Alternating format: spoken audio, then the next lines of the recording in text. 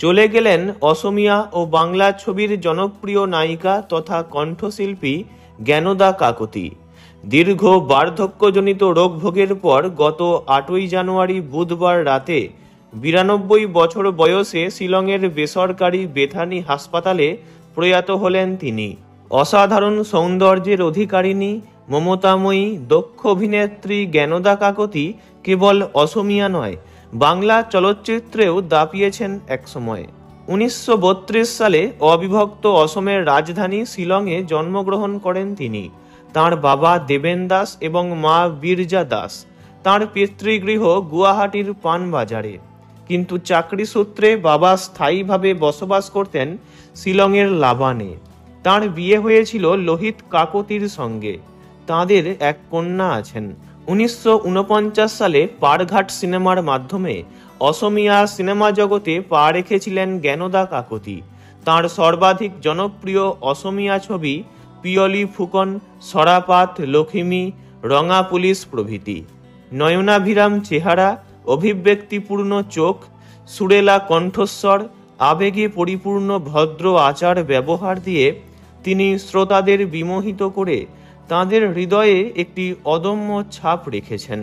যে কয়টি জনপ্রিয় সিনেমায় তিনি অভিনয় করেছেন সেগুলি যথাক্রমে 1955 সালে ফণী শর্মা পরিচালিত পিয়ালি ফুকন, 1956 সালে আনোয়ার হোসেন পরিচালিত সরাপাত, 1957 সালে ভবেন দাস পরিচালিত লক্ষ্মী, 1958 সালে নিপ বড়ুয়া পরিচালিত রঙা পুলিশ।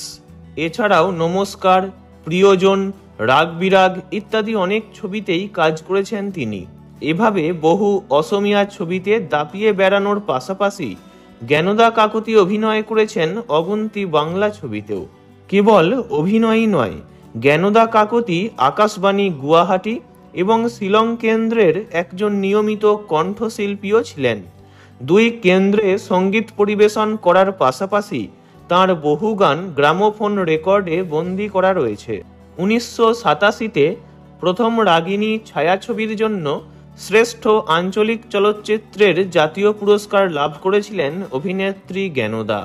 এরপর 2002 সালে বিষ্ণু রাভা পুরস্কার পেয়েছিলেন তিনি। তাঁর প্রয়াণে চলচ্চিত্র জগতে শোকের ছায়া নেমে এসেছে।